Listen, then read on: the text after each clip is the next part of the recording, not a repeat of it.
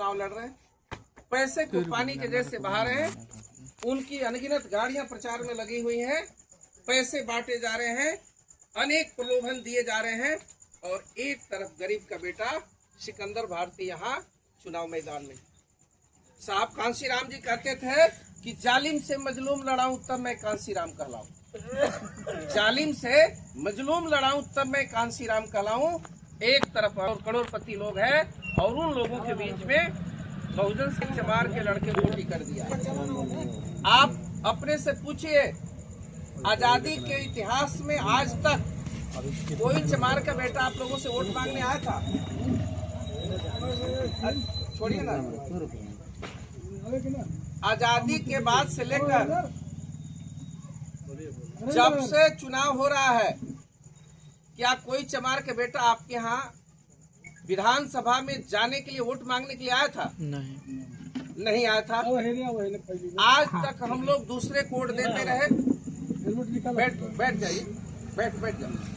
आज तक हम लोग दूसरे को वोट देते रहे, और जिसको वोट देते रहे वो केवल वोट लेता रहा, हमें एक बार भी वोट नहीं दिया। आप लोगों को मैं बता रहा हूँ, हमारा न्योता अगर 2 जगह 3 जगह 3 बार एक बार पिटा जाता है, ससुरारी मौसी और बहिनऊ रहा, तो हम दोबारा वहाँ न्योता नहीं करते। हम लोगों ने 75 वर्षों से जिसको वोट दिया वो हमें पंचायत में वार्ड का सदस्य बनने के लिए वोट नहीं देता। तो अभी आप लोगों ने देखा, बिहार की धरती है ना, यहाँ नरसंहार हुआ है, कई बार नरसंहार हुआ है। और मैं बताया कि यहाँ एक तरफ ही है, एक तरफ भाजपा है और एक तरफ कांग्रेस आई है। कांग्रेस भाजपा और खाई के जैसे है। साहब कांशीराम जी ने कहा कि ये दोनों सांप है, इनके नाम अलग अलग है, रंग अलग अलग है, लेकिन दोनों के जहर एक। इसीलिए इस देश चल रहा है कि 2 दलीय व्यवस्था बनाया जाए, एक पक्ष में रहे, एक देश में भाजपा और कांग्रेस में अंदरूनी गठबंधन है। कांग्रेस भाजपा में ये बात तय हो चुका है कि एक बार तुम राज करो, उसके बाद हम राज करेंगे। आजादी के बाद से कांग्रेस के बाद भाजपा, भाजपा के बाद कांग्रेस। इस बीमारी को, इस नस को बहुजन समाज पार्टी ने पकड़ा। इसी कारण से बहुजन समाज पार्टी कहती है कि हमें इन दोनों सांप और नाग से गठबंधन नहीं करना है। हमें समाज के लोगों में सामाजिक संगठन, सामाजिक गठबंधन करके चुनाव को लड़ना है। तो आज हम लोग कैंडिडेट को लेकर सिकंदर भारती हम लोगों के बीच में आए हैं। प्रत्येक आदमी की जवाबदेही है, जो हम लोगों की जवाबदेही है, हम लोग अपनी जवाबदेही पूरा करते हैं। आप लोगों को भी अपनी जवाबदेही है, उसे पूरा करना है। आप लोगों को एक बात मालूम होगा, जब समय होता है तो ट्रेन आके प्लेटफॉर्म पर लग जाती है, और जब उसका समय पूरा हो जाता है तो जिसको जाना है समय से आके ट्रेन में टिकट कटा के बैठ जाते हैं, और वो समय से ट्रेन खुल जाती है। जिसको जाना रहता है चले जाते हैं, और जिसको नहीं जाना रहता है वे जहां है वहीं बने रहते हैं। उसी तरह समय पर चुनाव होता है, चुनाव का काम रुकता नहीं है।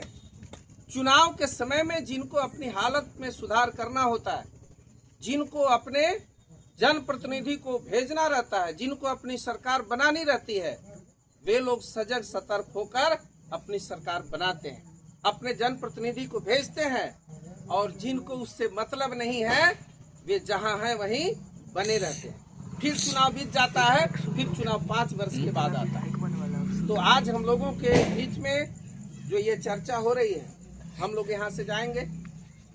हमारे पास, हम लोगों के पास इतनी साधन नहीं है। एक गाड़ी चल रही है, एक कैंडिडेट हैं जिनके पास बहुत गाड़ी है, एक गाड़ी चल रही है।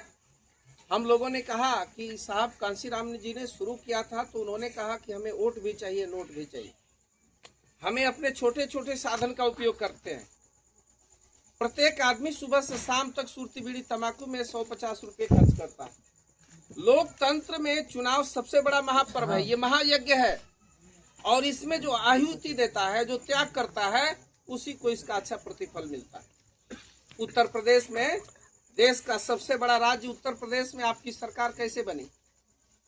धन्ना सेठों के बीच में उत्तर प्रदेश एक ऐसा राज्य है जहां सभी भगवान और देवी देवताओं का जन्म हुआ, सभी भगवान जन्म लिए। उत्तर प्रदेश एक तरह से आपके दुश्मनों की छाती है। साहब कांशीराम जी ने तय किया कि हमें सबसे पहले दुश्मन के छाती पर चढ़ना, और उन्होंने अपने जिंदगी में दुश्मन के छाती पर चढ़ के दिखा दिया। आप लोगों को एक बात बताऊं मैं, जो बाबा साहब अम्बेडकर इस देश में 8 बार लोकसभा लड़े। दूसरी बात मैं ये अंत में कह के जाता हूं कि इस धरती पर जो लड़ाई है, राज सत्ता की लड़ाई सभी लोग नहीं लड़ते। साहब कांशीराम जी ने जब आंदोलन शुरू किया था तो उन्होंने एक बात कहा था कि इस देश में 2 जाति की लड़ाई है, आर पार की, ब्राह्मण और चमार की। बाकी सभी जातियां एक उधर से हैं, एक उधर से हैं। इस देश में जो लड़ाई हो रही है, ब्राह्मणवाद का खुल्लम खुल्ला विरोध करने वाली कोई कौन है? आप आंख खोलकर देख सकते हैं।